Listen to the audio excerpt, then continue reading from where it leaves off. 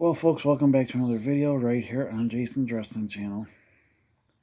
Today I'm going to talk to you about Jake the Snake Roberts, as you saw in the thumbnail.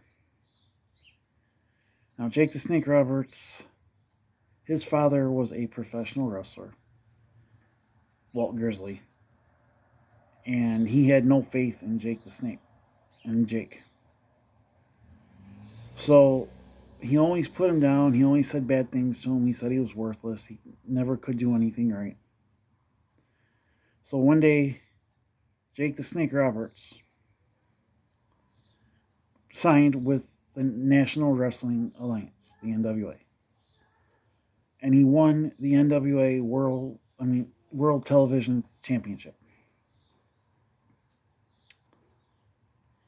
And he wrestled there for a while, and then he went to the WWF. Vince McMahon had this idea of a guy carrying around a snake, and he said, "We're going to call you Jake the Snake Roberts." So he would carry a python to the ring, and at the time he had an interview segment called The Snake Pit. So one day, Honky Tonk Man was a guest in the Snake Pit and broke his guitar over the head of Jake the Snake. And then him and Honky Tonk Man would have a match where Roberts would end up beating Jake the Snake. Roberts ended up beating Honky Tonk Man, I'm sorry. I don't know what I was thinking there. And then he turned heel and he had a king cobra that he carried to the ring. People were afraid of the king cobra. They were afraid it might get out or something, in the stands. And what happened with that was one day Macho Man Randy Savage was in the ring with him. Now they did this angle where the snake would bite Savage's arm, and Savage was paranoid that the snake that it still had the poison in it, because they said that it had been taken out.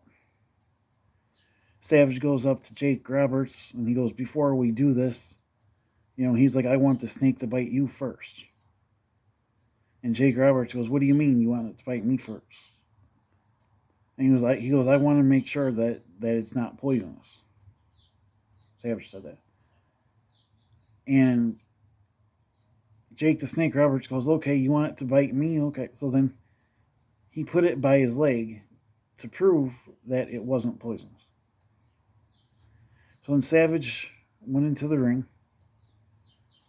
and he was tied up in the ropes, and the snake bit his arm. I mean, the blood was coming out of his arm. Jake Roberts couldn't get the snake off. Savage started to act weird. He was like going around, like as if he was poisoned or something. And then he couldn't compete at the Survivor Series. And so neither was Jake Roberts couldn't compete either because he was suspended. So then they made a ruling saying that he couldn't bring the Cobra to the ring anymore. So then at WrestleMania 7, he wrestled against The Undertaker. And he left the WWF and went to WCW. And then he had his King Cobra with him. And one day he took the Cobra out of the bag, and the Cobra turned around and bit him in his face. He couldn't get the snake off his face. Finally, it released. And then after that, you didn't see the snake anymore because, it bit him in his face. So then he went back to carrying a python. And then at one of the King of the Ring tournaments, he came back like as a religion, saying he was changed, that he was into God and everything. So Jake the Snake Roberts wrestled Steve Austin. Steve Austin ended up winning the King of the Ring. And Austin said, he goes, "You sit there and you thump your Bible and you say your prayers and it didn't get you anywhere." And he was talking about your songs, talking about John 3:16. Austin 316, so they just whipped your, you know what. So, if you like this video, please subscribe to my channel. And if you like Rock Band Theme Star,